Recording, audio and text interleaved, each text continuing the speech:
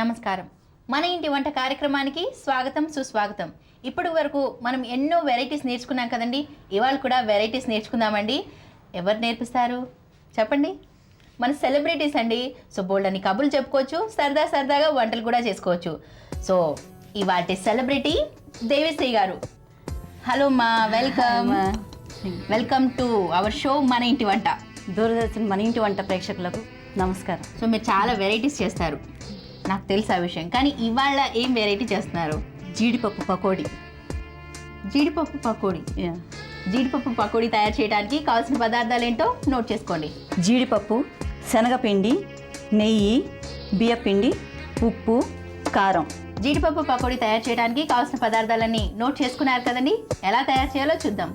ఆ జీడిపప్పు పకోడీ అంటే నిజంగా జీడిపప్పు ఉల్లిపాయలాగా వేస్ట్ చేస్తారా? అవునమ్మా, జీడిపప్పు, శనగపిండి, బియ్యపిండి, ఉప్పు, కారం, నెయ్యి వీటితో కలుపుకొని పకోడీలాగా వేసుకొని వేయించుకోవాలి. చాలా డిఫరెంట్గా ఉంది. ఓకే, శనగపిండి,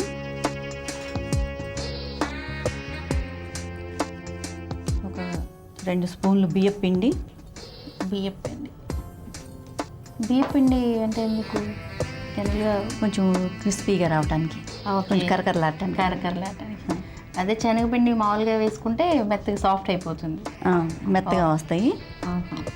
సో బియ్యం పిండి వేస్తే కాస్త కరకరలాడుతూ బాగుంటాయి. అందుకే బియ్యం పిండి 2 స్పూన్స్. తగినంత ఉప్పు,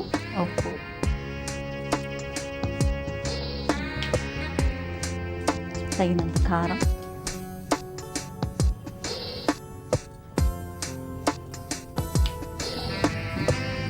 జీడిపప్పు, నెయ్యి మెల్ట్ చేయాలి. సో అన్నీ వేసుకుని ఇవన్నీ వేసుకుని కలుపుకోవాలి. ఇప్పుడు నెయ్యి వేడి చేసుకోవాలమ్మా.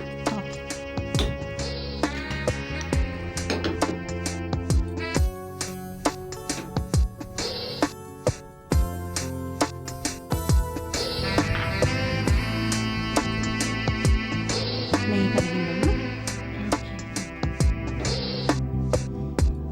నెయ్యితో పిండి కలుపుకోవాలి. ఓకే, నెయ్యితోనే అనమాట. సో చాలా రిచ్ ఫుడ్ ఇది. అవును.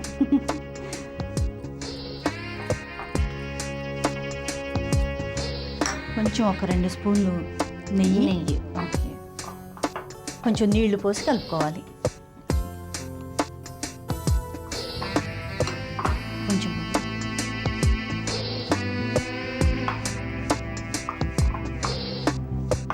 మీరు ఇంట్లో ఉన్నప్పుడు దానికి ఏం చేస్తుంటారు? టైం పాస్ లేదంటే హాబీస్? ఎక్కువ ఇలా వంటల ప్రయోగాలు చేస్తూ ఉంటానమ్మా. వంటల ప్రయోగం లేకపోతే బ్లాక్ అండ్ వైట్ మూవీస్ చూస్తూ ఉంటాను. మీకు బాగా నచ్చిన సినిమా ఏది అప్పట్లో? బ్లాక్ అండ్ వైట్ సినిమాలు అంటారు. ప్రేమ్ నగర్. మంత్లీ వన్స్ అన్నా చూస్తూ ఉంటాను ఆ సినిమా. ఓకే, నచ్చిన హీరో? నాగేశ్వరరావు గారు, వాణిశ్రీ గారు.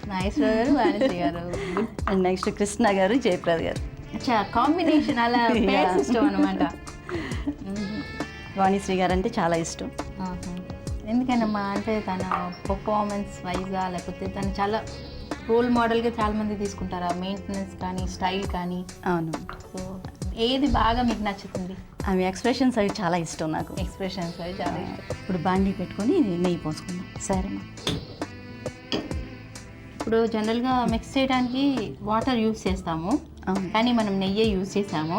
అవును. ఇప్పుడు నూనె పోసుకోవచ్చా లేకపోతే? నెయ్యే వేయాలమ్మా. నేతిలోనే వండాలి. ఎక్స్పెక్ట్ చేశాను. ఆయిల్ వేడెక్కిపోయిందమ్మా.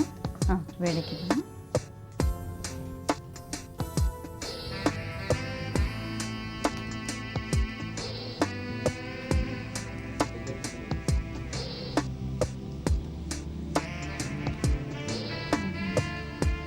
వేయడం కూడా చాలా డిఫరెంట్గా అన్ఈవెన్గా రావాలన్నమాట.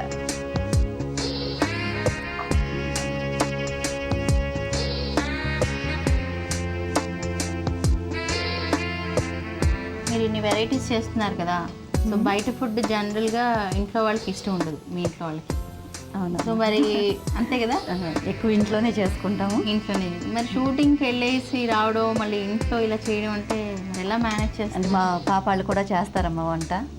వాళ్ళకు కూడా చిన్నప్పటి నుంచి నేర్పించాను. ఎవరు ఖాళీగా ఉంటే వాళ్ళు చేసేస్తారు. ఈవినింగ్, మార్నింగ్ మాత్రం నేనే చేసి వస్తాను. మార్నింగ్ వంట చేసి వస్తారు? చేసి వస్తాను. ఎన్ని గంటలు లేస్తారు మార్నింగ్ షూటింగ్ ఉంటే? 2 hours బిఫోర్ లేస్తానమ్మా. సో 2 అవర్స్లో అయిపోతుంది. అయిపోతుంది. మాకు 2 అవర్స్లో వెజిటబుల్స్ కట్ చేయడం అవుతుంది. వేగిపోయాయమ్మా. ప్లేట్ పొయ్యి సిమ్లో పెట్టుకొని తీసుకోవాలి, లేకపోతే మాడిపోతాయి. తొందరగా వేగుతున్నాయి కదా ఇవి. తొందరగా అయిపోతుంది. స్టవ్ ఆఫ్ చేసేయచ్చమ్మా. రిచ్ ఫుడ్, రిచ్ వాళ్ళు ఎవరైనా వచ్చారనుకోండి చాలా స్టైల్గా చేసి పెట్టచ్చు. చాలా ఈజీగా కూడా అయిపోతుంది. ఈజీగా అయిపోతుంది. ఇప్పుడు ఇంట్లో ఆనియన్స్ లేదు, ఇంకేదో లేదు అంటే దాంట్లో కూడా డిఫరెంట్గా చేసి పెట్టచ్చు, బాగుంటుంది. జీడిపప్పు పకోడీ రెడీ. ఓకే.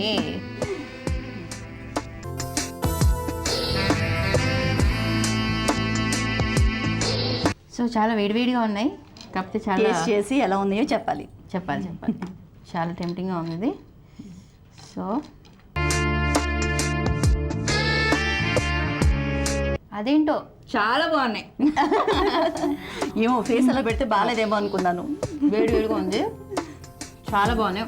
అంటే ఇవి వేడివేడిగా ఎలా తింటే బాగుంటుంది? స్టోర్ చేసుకోవచ్చు మనం? స్టోర్ చేసుకోవచ్చమ్మా, కానీ వేడిగా తింటేనే బాగుంటాయి కదా. వేడిగా తింటేనే బాగుంటాయి.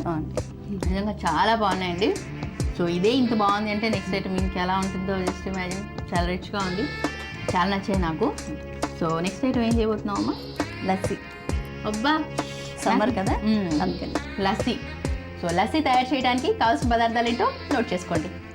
పెరుగు, పంచదార, ఐస్ క్యూబ్స్, కోవా, జీడిపప్పు, ఇలాచీ పౌడర్. సో లస్సీ అనేది చాలా కామన్, కాకపోతే ఆ లస్సీలో ఏం డిఫరెంట్ ఇది కోవా లస్సీ అమ్మా. Khoa lassi. Yeah. Okay. So ఎలా చేయాలి ఇప్పుడు? లస్సీ స్టార్ట్ చేద్దామా? స్టార్ట్ చేద్దాం. ఇప్పుడు ఇవన్నీ మిక్సీ వేసుకుందాం.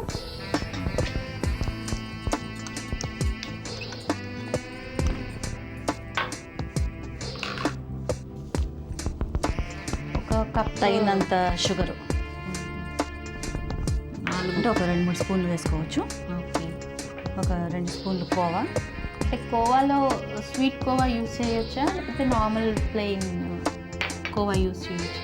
2 యూస్ చేసుకోవచ్చు. మరి మన ఇష్టం మీద ఆధారపడి ఉంటుంది. స్వీట్నెస్ ఎక్కువ కావాలంటే స్వీట్ కోవా వేసుకోవచ్చు, లేక టేస్ట్ ఓన్లీ టేస్ట్ కోసం అయితే ప్లెయిన్ కోవా వేసుకోవచ్చు. ఓకే. సో షుగర్ అనేది డిపెండ్స్, మీరు ఎంత కావాలంటే అంత, కాబట్టి నార్మల్ కూడా యూస్ చేయొచ్చు, స్వీట్ కూడా యూస్ చేయొచ్చు. ఇప్పుడు కొంచెం ఇలాచీ పౌడర్,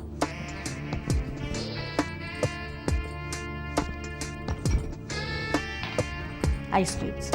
అంటే జనరల్గా ఐస్ వేస్తే చాలా పలుచగా అయిపోద్ది, డైల్యూట్ అయిపోద్ది అంటుంటారు. అంటారు కానీ ఇక్కడ అలా కాదమ్మా. లస్సీ ఇంకా బాగా చిక్కగా ఉంటుందన్నమాట ఐస్ క్యూబ్స్ వేస్తే. అవునా?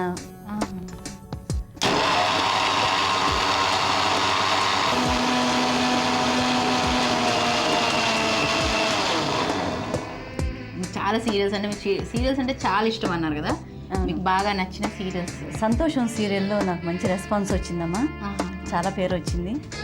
నాకు తెలిసి మిస్ అమ్మ అని ఒక సీరియల్ చేశారు కదా. అవును. బయట కూడా మిమ్మల్ని అందరూ అలాగే పిలిచేవాళ్ళు. సో అప్పుడు ఎలా ఉండేది?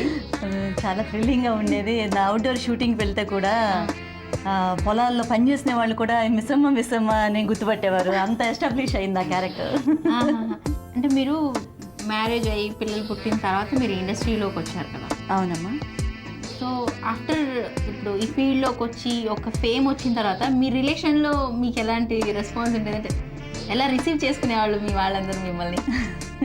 నేనంటే ఒక స్పెషల్ రిసీవ్మెంట్ ఉంటుందన్నమాట. ముందు ఎలా ఉండేది, తర్వాత ఎలా ఉంది? ఎప్పుడు అంటే మా ఇంట్లో నేను లేక పుట్టానని చాలా గారం అమ్మ, ఫస్ట్ పాయింట్. అవును. సో చుట్టాలందరికీ చాలా ఇది నేనంటే. సో ఇప్పుడు ఇంకా ఈ ఆర్టిస్ట్ అయిన తర్వాత బిజీ అయిన తర్వాత ఏదైనా ఫంక్షన్లో కలిస్తే ముందు అందరూ నా దగ్గరికి వచ్చేస్తారు. అందరూ వచ్చి మీరు థ్రిల్లింగ్గా ఉంటుంది. జగపతిబాబుతో చేశారు కదా, వాళ్ళతో చేశారు కదా, సో ఏంటి ఇలాంటి కబుర్లు ఉంటాయా? అది వచ్చే మూవీస్ ఏంటి, రాబోయే మూవీస్ ఏంటి, ఇప్పుడు ఏం చేస్తున్నావు ఏంటి, ఇలాంటివన్నీ ఉంటాయి. ఇవన్నీ ఉంటాయి. అప్పుడు మీకు ఏమనిపిస్తుంది? ఏమనిపిస్తుంది? చాలా సంతోషంగా ఉంటుంది కదా. చూసారు కదండి ఫేస్ ఎలా గ్లో అయిపోతుందో. కాకపోతే మీరు ముందట్లాగా నార్మల్గా మాట్లాడలేదు, ఏంటి ఇలా నన్ను ఫార్మల్గా అన్నీ అవే అడుగుతున్నారు, అలా ఏమైనా అనిపిస్తుందా? లేకపోతే లేదు ఇది బాగుంది అనిపిస్తుందా? అలా ఏం లేదు, అన్ని విషయాలు మాట్లాడుకుంటాం. అన్ని విషయాలు మాట్లాడుకుంటాం. మా ఫ్యామిలీ విషయాలు మాట్లాడుకుంటాం, ఇలా ఫీల్డ్కి సంబంధించి మాట్లాడుకుంటాం, అన్ని విషయాలు మాట్లాడుకుంటాం. మీకు ఎలా అనిపిస్తుంది? అంటే ఒక స్టేజ్ వచ్చిన తర్వాత హౌస్ అంటే ఇంట్లోనే ఉండాలి, ఇంట్లోనే అని ఒక రెస్ట్రిక్టెడ్ మైండ్ ఉంటుంది. సో అది దాటేసి మీరు ఇండస్ట్రీలోకి వచ్చారు. ఇండస్ట్రీలోకి వచ్చాక కూడా పెద్ద పెద్ద ఆర్టిస్టులు అంటే ఆల్మోస్ట్ చెప్పండి, మీరు ఎంతమంది హీరోలతో మదర్గా యాక్ట్ చేశారు? ఆల్మోస్ట్ అందరికీ చేశాను మదర్గా. విజయశాంతి గారికి కూడా మదర్గా చేశాను. శాంభవి IPS. సో జగపతి బాబు గారు, ప్రియమణి, శ్రీయ, అట్లా చాలా మందితో చేశానమ్మా. అబ్బాస్. సో అలాంటి వాళ్ళతో యాక్ట్ చేసినప్పుడు మీకు ఎలా ఉండేది? చాలా ఇదిగా ఉంటుంది, కానీ ఓల్డ్ ఆర్టిస్టుల కాంబినేషన్లో వర్క్ చేసేటప్పుడు అసలు నమ్మశక్యంగా ఉండదు అనమాట. ఏంటి వీళ్ళని అసలు మనం చూస్తామా మన లైఫ్లో, అలా అనుకునేదాన్ని నేను. పాత సినిమాలు అంటే నాకు చాలా ఇష్టం. నేను ఓన్లీ ఓల్డ్ మూవీసే చూస్తాను, ఇప్పుడు మూవీస్ అసలు చూడను నేను. అవునా? ఎందుకంటే ఓల్డ్ మూవీస్ చూస్తే వాళ్ళ ఫేసెస్ కానీ లేకపోతే ఆ సినిమాలు చూస్తుంటే మనసు ప్రశాంతంగా ఉంటుంది. అసలు మిమ్మల్ని చూస్తే కూడా అలాగే అనిపిస్తుంది. అప్పుడు పాత హీరోయిన్ ఎవరో ఇప్పుడు మేము మాట్లాడుతున్నట్టుగా ఉంటుంది, కానీ ఇప్పుడు ప్రజెంట్గా వచ్చిన వాళ్ళలా అనిపిస్తుంది. చాలా సీనియరే బ్లాక్ అండ్ వైట్ నుండి వచ్చారు మీరు అన్న ఫీలింగ్ కనిపిస్తూ ఉంటుంది మాకు ఎప్పుడైనా సరే. Thank you. గుమ్మడి గారు కాంబినేషన్లో చేశాను, సత్యనారాయణ గారు కాంబినేషన్ చేశాను, నిర్మలమ్మ గారు. ఓకే, నిర్మలమ్మ గారు, గీతాంజలి గారు రీసెంట్గా. అట్లా మనం ఓల్డ్ ఆర్టిస్టులు చేసేటప్పుడు నాకు అసలు చాలా ఇదిగా ఉంటుంది. మొన్న ఈ మధ్య మంచివాడు అని సూపర్ గుడ్ ఫిలిమ్స్ ఒకటి చేశానమ్మా. దానిలో ఓల్డ్ హీరోయిన్ జయంతి గారు కాంబినేషన్లో చేశాను. అసలు ఆ ఆనందం తట్టుకోలేక ఆవిడతో మాట్లాడుతుంటే నాకు ఏడుపు వచ్చేసి ఏడ్చేశాను నేను జయంతి గారి మనవరాలుగా యాక్ట్ చేశాను.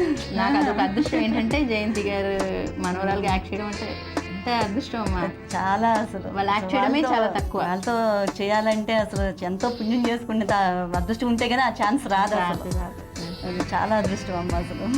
సో ఆ ఫీల్డ్లో ఆ టైంలో అలా ఓల్డ్ ఆర్టిస్టులతో చేసేటప్పుడు నాకు అలా చాలా ఫీల్ అవుతూ ఉంటాను.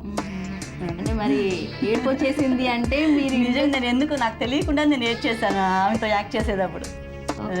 ఆ ఆనందం తట్టుకోలేక. ఏం సీన్ యాక్ట్ చేశారు? నాకు చాలా ఇష్టం ఆమంటే.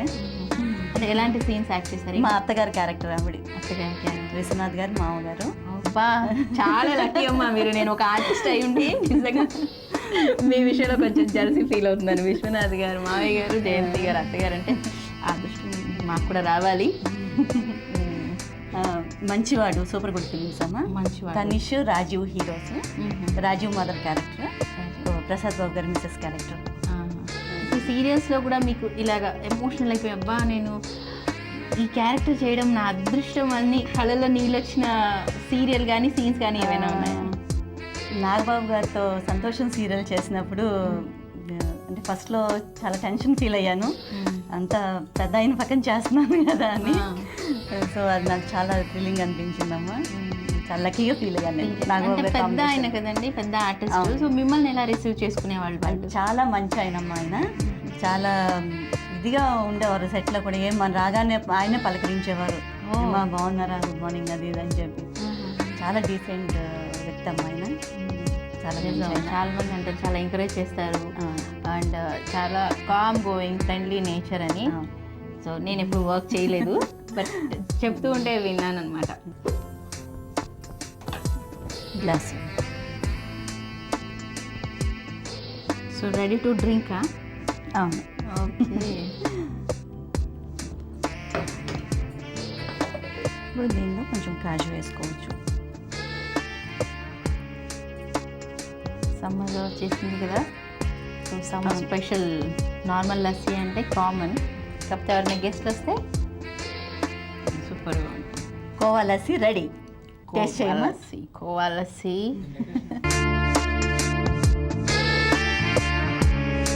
ఇది ఇలా ఉంటే బాగుంది, కానీ కొంచెం దీన్ని డెకరేట్ చేస్తే ఎలా ఉంటుంది అంటారమ్మా? చేసుకోవచ్చు. చేసుకుందాం. ఈ ఎండాకాలం ఒక చిన్న గొడుగేసుకొని దీన్ని ఇలా పెట్టేసుకొని ఒక స్ట్రాతో తాగితే ఉంటుంది చల్లగా. ట్రై చేస్తారా?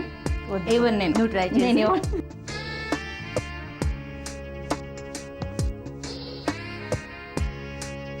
అబ్బా, ఎండాకాలంలో అమృతం తాగితే ఎలా ఉంటుందో మీకు తెలుసా? నాకు తెలుసండి, ఇలా ఉంటుంది. అబ్బా ఎంత బాగుందంటే మీగడ పెరుగు, కోవా, పంచదార, ఐస్ క్యూబ్స్, సూపర్. అసలు సమ్మర్లో ఇది చేసేసుకొని అందరు మిమ్మల్ని గుర్తుపెట్టేసుకుంటారు అంటే. థ్యాంక్స్ అమ్మా. సో చాలా బాగుందండి. ఐ థింక్ నేను ఎక్కువ చెప్పాల్సిన అవసరం లేదేమో, మీకు అర్థమైపోయి ఉంటుంది నా ఎక్స్ప్రెషన్ చూసి. సో తప్పకుండా ట్రై చేయండి, తాగి ఎంజాయ్ చేయండి. ఓకేనా? ఓకేమ్మా? ఓకే. మన ఆడియన్స్కి ఏమైనా చెప్పాలనుకుంటే చెప్పొచ్చు మీరు. వేసవి కాలంలో చాలా మంచిదండి, తప్పకుండా ట్రై చేసి లస్సీ తాగి చూడండి. ఎండాకాలం ఆరోగ్యాన్ని కాపాడుకోండి, మంచి లస్సీ తాగి ఎంజాయ్ చేయండి. నెక్స్ట్ ఎపిసోడ్లో 2 డిషెస్తో సెలబ్రిటీతో మళ్ళీ మీ ముందుంటాను. అంతవరకు టేక్ కేర్, బాయ్, నమస్తే. హాయ్ ఫ్రెండ్స్, మా టుడే టుమారో యూట్యూబ్ ఛానల్ చూసినందుకు చాలా సంతోషం. మీకు నచ్చితే లైక్ చేయండి, సబ్స్క్రైబ్ చేయండి, నచ్చకపోతే కామెంట్ చేయండి.